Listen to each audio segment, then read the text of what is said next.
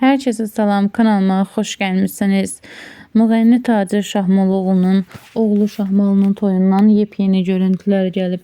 Həmin görüntüləri sizlərə təqdim edirəm.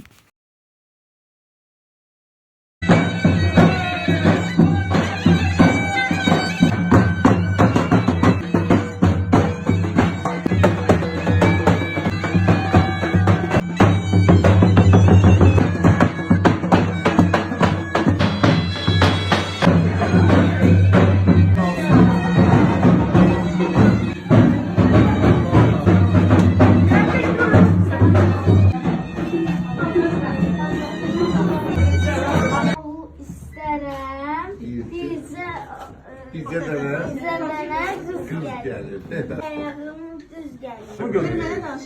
Ama mübarək. Allah xeyir versin bu qohumluğumuza. Yola verin, birbirinizi başa düşün. Valla alışın.